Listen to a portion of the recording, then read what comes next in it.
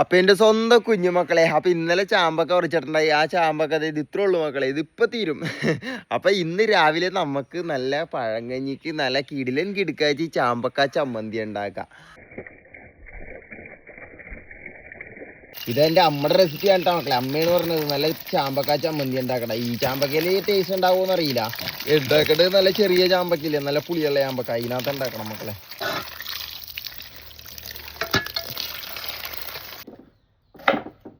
ഇത് കണ്ടത് ഇതേപോലെ ഇത്ര വലിയ കഷ്ണമാക്കി ഇടണം മക്കളെ.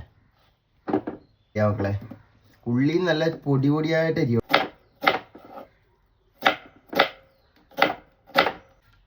ഇനി നമുക്ക് ഉള്ളി പാത്രത്തിലോട്ട് ഇട്ട് കൊടുക്കാം മക്കളെ.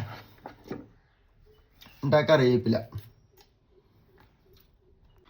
മുളക് പൊടി ഇട്ട് കൊടുക്കാം മക്കളെ. വെളിച്ചെണ്ണ ഒഴിച്ചു കൊടുക്കാം മക്കളെ.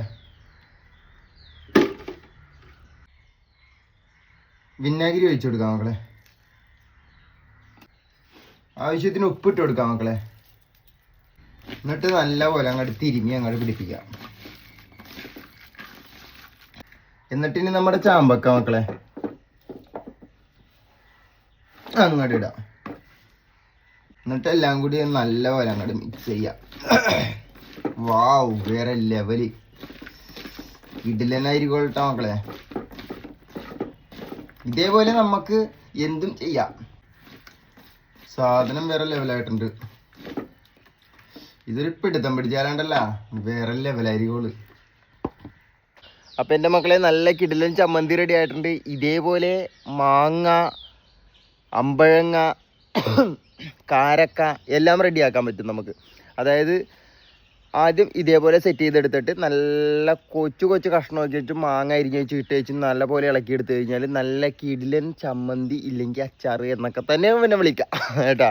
അപ്പോൾ അതേപോലെ സെറ്റ് ചെയ്ത് എൻ്റെ മക്കൾ ഇത് കഴിച്ചു നോക്കുക. ഈ ചാമ്പക്ക ഞാൻ കഴിച്ചു നോക്കി, വലിയ ടേസ്റ്റ് ഇല്ല. ഇതിനേക്കാളും ടേസ്റ്റ് എന്ന് പറഞ്ഞാൽ നമ്മുടെ പുളിയുള്ള ചാമ്പക്കയില്ലേ, ചെറുത് നല്ല റോസ് കളർ ചാമ്പക്ക.